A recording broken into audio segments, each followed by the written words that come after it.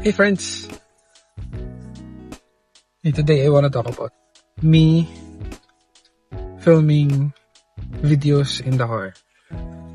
Kasi every time I talk dito sa harap ng camera, I really feel uncomfortable kasi nag-iisip ako ng topic na pwede kong sabihin.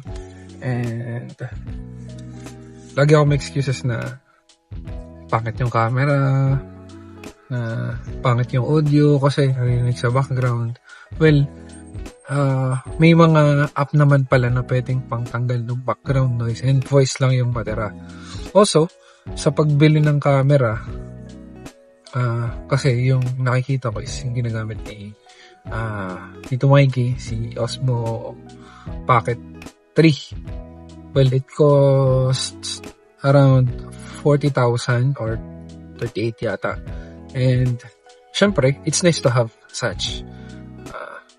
Pag kasi nagkaroon ka nun, mas maganda yung pag-edit ng video. Also, I want to buy microphone kasi kung nakabila ako ng microphone, mas maganda yung audio syempre.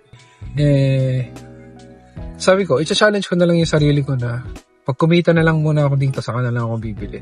Para ang masabi ko is talagang kaya palang kumita dito even without the best equipment na pang vlog. Syempre, mas maganda pag meron kang gamit. Kaya nga lang, it's not a must. Siguro, isang way din ng pag-iisip regarding this pagbili ng mga vlogging equipment ay the really way to gain traction dito sa social media space is to create a content na valuable to others. If you can provide value to others, kahit medyo crappy yung video, basta nandoon yung sense, nandoon yung thought, naunawaan nila ng husay, na influence mo sila in a good way na they can or they can believe na something valuable is nakuha ko dito sa video na to. So, it really doesn't matter kung ano yung ginamit mo na pang video, kahit cellphone lang yan, portrait, landscape. So, yun yung palagay ko na pwede kong panghawakan ngayon na for now, I will take or shoot a video using my phone. Actually, this is an iPhone 12. Hingi ko pa.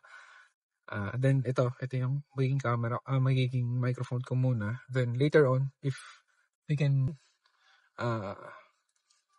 build an audience dito sa social media, maybe we can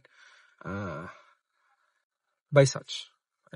Kasi inisip ko rin, baka dito sa sakyan, baka pwede akong bumili suction cup para yung view ko hindi naman masyadong malapit like this.